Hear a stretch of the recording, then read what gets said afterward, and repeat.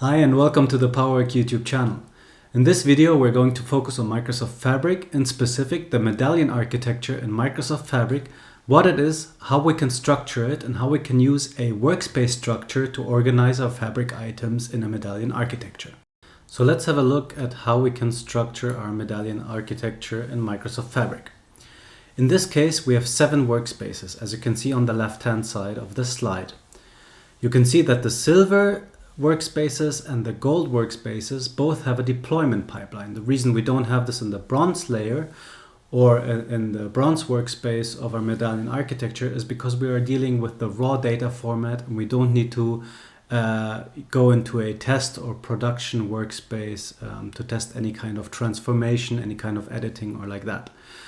In the silver layer and in the gold layer, you can see that we have 3 workspaces each in the deployment pipeline, which is a typical deployment pipeline with 3 stages. We have development, test, and production. And the deployment pipeline is the Fabric native deployment pipeline we're using for this kind of architecture.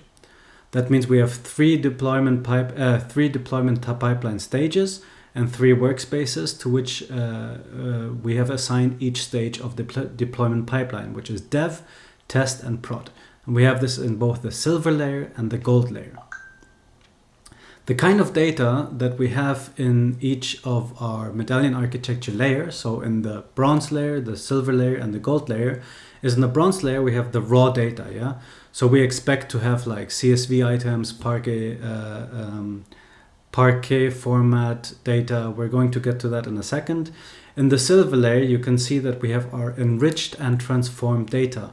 That means that we have, for example, transformed our data in terms of hiding some data, masking some data, enriching our data tables with different, with the date dimension, enriching it with certain kind of extracted values or calculations that we need. And we have transformed our data depending on whether we need to denormalize some tables, anything like that, any kind of transformation that we need to do to make the data more consumable. And finally, in the gold layer, we have our aggregated data. That means, for example, if we have data that's on an hourly or daily basis, in the aggregated layer, in the gold layer, we don't need that kind of detail level for our end users. And therefore we have an aggregated form of our tables. This makes the Power BI report faster and it makes the whole data layer less heavy.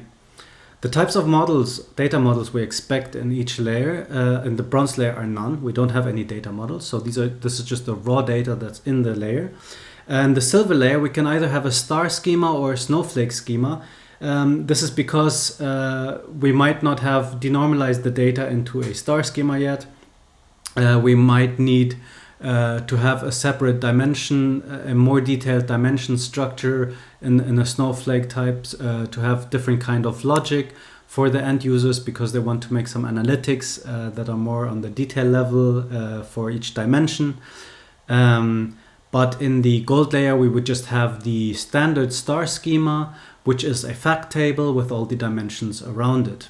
We wouldn't have a more complex snowflake schema, or we would try to avoid it as much as possible. The kind of users or end users we have for each Medallion architecture layer would be in the bronze layer. We would have the engineers or the developers that are using the data. In the silver layers, we would have engineers, but also our data scientists, because they might run some machine learning experiments based on the enriched and transformed data. So they want the more detail level data. They don't want any kind of aggregated data yet. But we also have our self-service analysts. Yeah, this means that, for example, some analysts that are familiar with TSQL might know some Python, or they might feel that they need the semantic model in a more detailed level to kind of build their own reports and self-service them. They might also have this layer appropriate to them in terms of having the enriched and the transformed data. The end users in the gold layer, however, would be our decision makers, right? We would have our analysts that might consume the data to make any kinds of decisions. business users from the business domains inside the business that need end reports, and we would have our managers and decision makers. Right. Then we also have our typical Fabric items or artifacts that we expect in each kind of layer. So for example, in the bronze layer, we would have our data pipelines to ingest the data, to make our connections, to schedule our data ingestion, to orchestrate our data pipelines. We would also have our shortcuts in case we don't physically move any data, but we virtualize data into the bronze layer, into the lakehouse, into the bronze lakehouse. But we could also have data flows. Yeah, for example, if we're not dealing with very complex big data and we want to move some raw data, we would have data flows. But these data flows would not yet transform data. That's really important, that we're not doing any data transformation in the bronze layer. We have the data as is.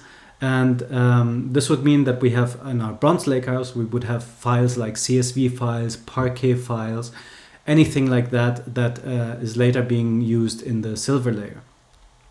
That brings me to the silver layer. We would have our pipelines, data flows, shortcuts, but we would also have notebooks. Our data flows would transform data in this layer, so they wouldn't just import the raw data, but we would, between the workspaces, we would actually transform the data, maybe add some additional columns, mask any data, anything like that. We can do that in the data flows. That's a low code, no code option, but we could also have our notebooks to actually have a code first option to transform and enrich our data, which is more, we're using the Spark engine, so we would have a more big data scenario. It's more powerful and less resource intensive. We would also have shortcuts because between the bronze and silver layers, we can do shortcuts within Fabric. Yeah? So you don't just do shortcuts between Fabric and external cloud providers, but you can also do it inside of Fabric, inside the Azure environment, basically. We'd have our silver lakehouse. If we go with the lakehouse architecture, we would have our tables already there. So they would be Delta Parquet tables based on the Parquet format. And we would also already have semantic models and Power BI reports that we would see within those kind of workspaces. In the gold layer, we would still have pipelines because we still schedule refreshes.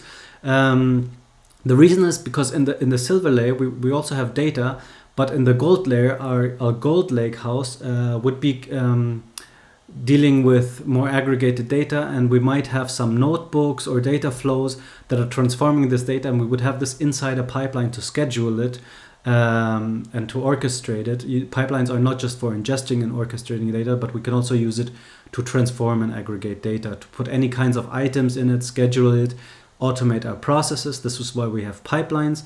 We still have data flows, of course, to aggregate our data in a low code, no code option if we want.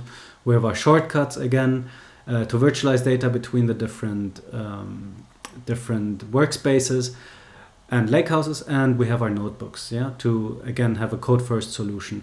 In the gold layer, we can have either a gold lakehouse or a gold warehouse. The gold warehouse is, we could also have this in the silver layer, but in this case, I chose it just for the gold layer in this architecture.